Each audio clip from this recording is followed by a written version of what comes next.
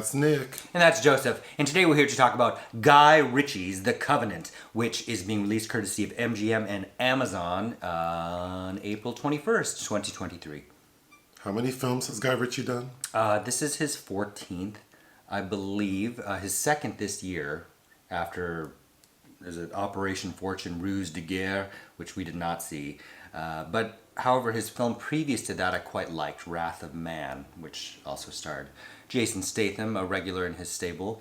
I find Guy Ritchie a bit hit or miss. Sometimes I like when he works in genre and not in the Hollywood studio system per se, because I don't really like his Sherlock Holmes films. I don't like his Aladdin remake. His Swept Away remake, of course, starring his then wife Madonna.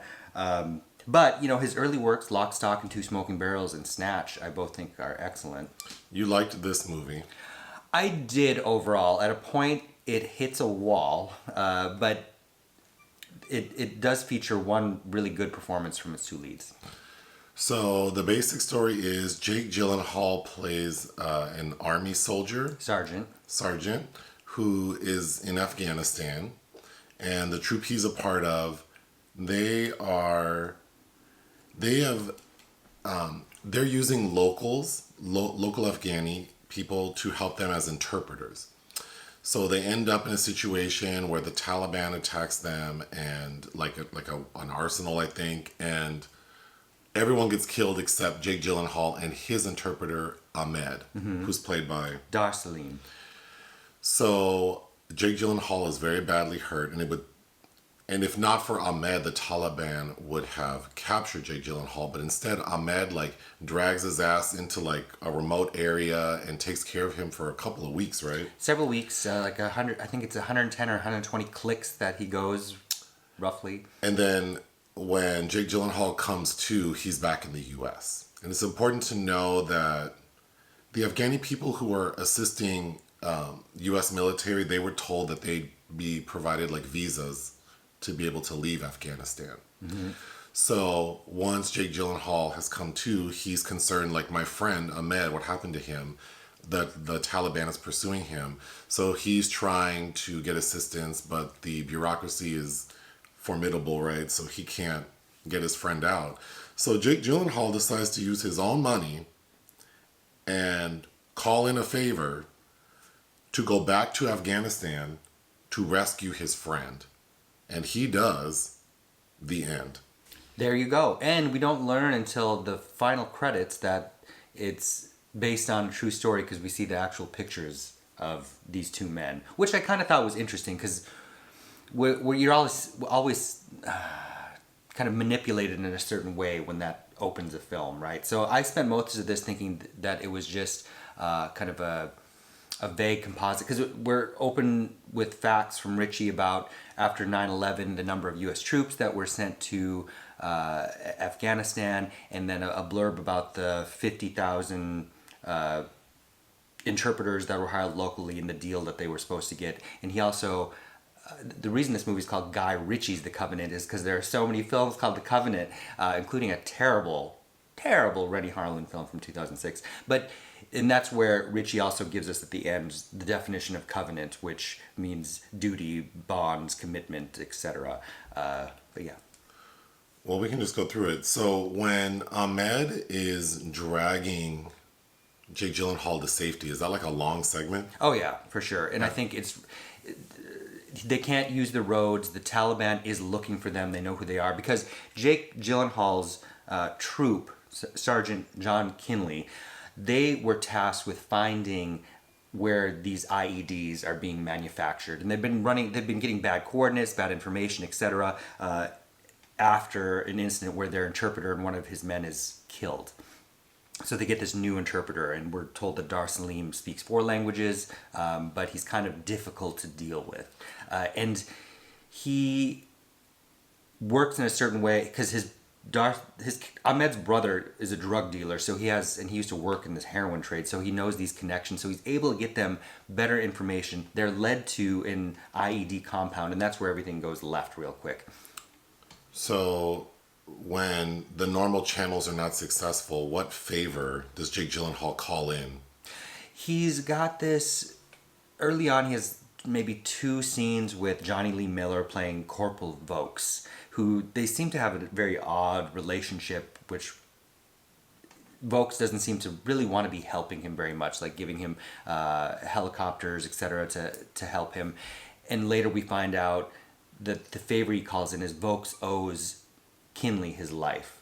So he comes in and says, I need you to get these visas for these people, for Ahmed's family that I can't get. You need to pay your debt to me. So when Jake Gyllenhaal gets back to Afghanistan, He hires a private security contractor. how easy is it for him to find Ahmed? I mean, and you know, that's after the sequence where Gyllenhaal is rescued, he ends up back in Santa Clarita, is where the film becomes kind of standard and cliche. And Ritchie is working with the screenwriters he's been working with a lot recently, Ivan Atkinson and Martin Davies. Because it seems a little too easy. The Taliban has been looking for Ahmed for, months? And although we do get, you see all these local Afghan residents that are, it's clear that none of them seem to appreciate the Taliban, so they're kind of helping Ahmed in the background. So that all makes sense. But as soon as Gyllenhaal lands, he's basically able to find him. He's got a sat phone through the private contractor. But there are many very tense sequences in this. But there's one scene where Johnny Lee Miller calls Gyllenhaal in the sat phone, kind of right after he's had an incident where he's had to kill some Taliban soldiers at a checkpoint. And the phone rings. And it's... What if you were about to be discovered in hiding somewhere and you're just calling him on the sat phone? There are certain things that don't make a whole lot of sense. So is this second part of the film like a chase film?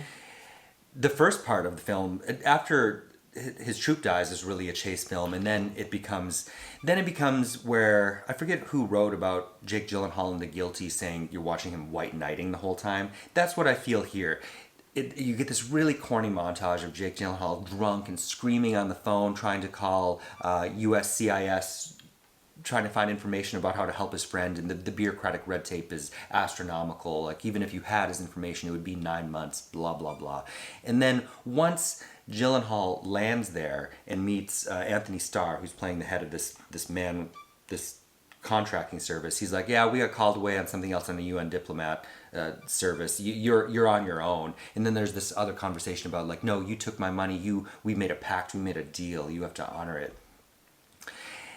And the guy's like, if you wait 3 days, we'll go with you. And he's like, no, we don't have time to lose. But how would he know that? There are just things that seem a little too corny and convenient. You said there's one really good scene? I think there's one really good performance from Dar Salim. I think he has a really excellent screen presence.